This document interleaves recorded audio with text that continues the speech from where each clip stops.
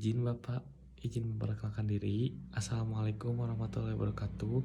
Perkenalkan, nama saya Muhammad Rizky Rivaldi, asal Fakultas Teknik, prodi saya Teknik Informatika.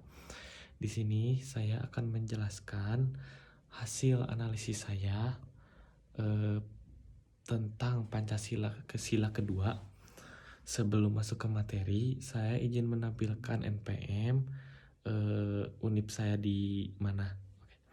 Sebelumnya NPM saya 40622100027 dan universitas saya berada di Universitas Widyatama. Saya jurusan Informatika Fakultas Teknik. Masuk ke materi mungkin. Oke. Latar belakang Pancasila terdiri dari pembuatan BPUPKI pada tanggal 18 Agustus 1945. Sedangkan kemerdekaan berada di 17 Agustus 1945. Berarti lewat 1 hari setelah kemerdekaan sudah dilaksanakan. Nah, Pancasila terdiri dari 5 sila, yaitu yang berbunyi 1. Ketuhanan yang Maha Esa, 2. Kemanusiaan yang adil dan beradab, 3. Persatuan Indonesia, 4. Kerakyatan yang dipimpin oleh hikmat kebijaksanaan dalam permusyawaratan perwakilan, 5. Keadilan sosial bagi seluruh rakyat Indonesia. Nah, itulah 5 Pancasila yang dari 18 Agustus 1945 sampai saat ini 2022. Mungkin sudah tidak asing lagi di kepala kalian karena itu hukum-hukum Indonesia atau hal wajib yang harus dilaksanakan di Indonesia. Mungkin makna-makna Pancasila sila kedua yang saya akan jelaskan.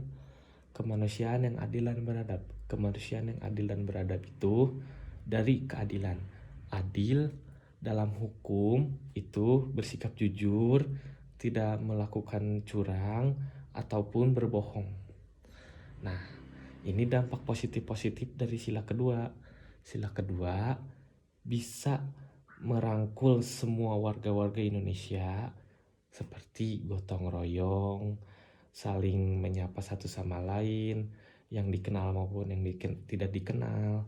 Nah, itulah dampak-dampak positifnya dari keadilan.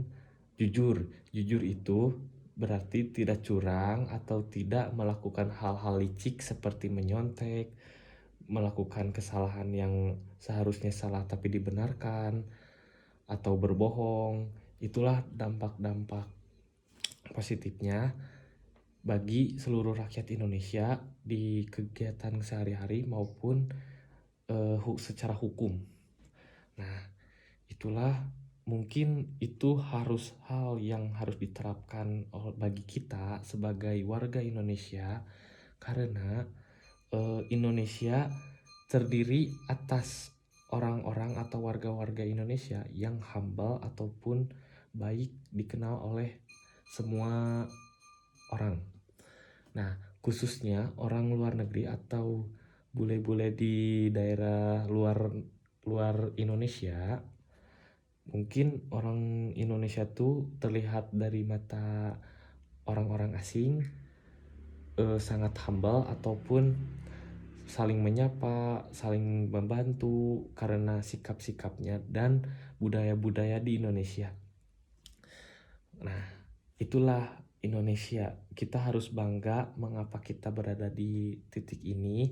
Kita harus bersyukur karena kita sudah dimerdekakan oleh pahlawan-pahlawan kita. Nah, itu dah dampak-dampak positif. Dampak-dampak negatifnya tuh sangat mengecewakan menurut saya, karena setahu saya dampak-dampak negatifnya itu ada berada di sekitaran kita, berita-berita maupun di kehidupan sehari-hari. Mungkin kita juga pernah melakukan juga, tidak disengaja maupun disengaja. Nah, dalam artian dibalik jujur berarti berbohong. Berbohong seperti menyontek, melakukan hal-hal licik. Seharusnya itu tidak boleh dilicik, tapi malah dicurang gitu atau licik. Nah, masuk lagi ke keadilan sosial. Sorry, maksudnya tuh balik lagi ke pas kemanusiaan yang adil dan beradab. Berarti yang beradab, keadaban manusia seperti jujur juga masuk, saling membantu juga masuk. Nah, ini keburukannya tuh misalkan banyak banget ya berita-berita sekarang korupsi maupun di sekarang ada istilah korupsi. Korupsi itu masuk keadilan, masuk dan kemanusiaan yang adil dan beradab. Keadabannya, kemanusiaannya tuh masuk karena misalkan contoh, mohon maaf, seperti harusnya itu tidak dikorupsi, malah dikorupsi, sembako dibagikan. Manusia kan butuh, misalkan butuh keadilan dari contoh sembako maupun kejujuran dari pemerintah, tapi malah dikorupsi ataupun dibohongi, misalkan gitu. Itulah dampak-dampak negatif.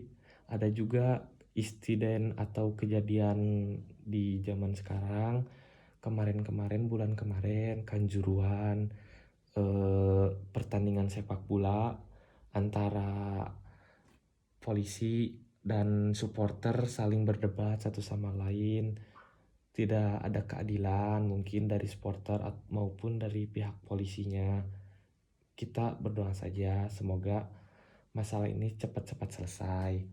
Mungkin saya ambil contoh dari kejadian kemarin Kanjuruhan, seperti supporter ingin keadilan dari warga-warga atau polisi, misalkan banyak spekulasi positif negatifnya, banyak dampak perdebatan dari kita. Ada juga dari pihak polisi yang menurut polisi itu dari supporternya tuh sudah salah, harusnya tidak masuk ke lapangan tapi kok masuk, misalkan gitu. Mungkin itu dampak dari keadilan, bisa jadi dari kemanusiaan juga, jadi itu juga sudah masuk. Nah, itulah dari dampak-dampak positif negatifnya. Harapan bagi saya dari keadilan yang Pancasila yang kedua, kemanusiaan yang adil dan beradab. Nah, dampak dan positifnya pun sudah saya jelaskan. Harapan saya semoga Pancasila kedua ini bisa diterapkan di kehidupan sehari-hari maupun di secara hukum. Karena apa? Kemanusiaan yang adil dan beradab itu harus ada di setiap hukum. Misalkan keadilannya tuh harus tepat dan tidak boleh ada kecurangan satu sama lain. Dari kemanusiaannya juga harus dapat karena secara hukum itu harus adil dan harus sesuai logika manusia.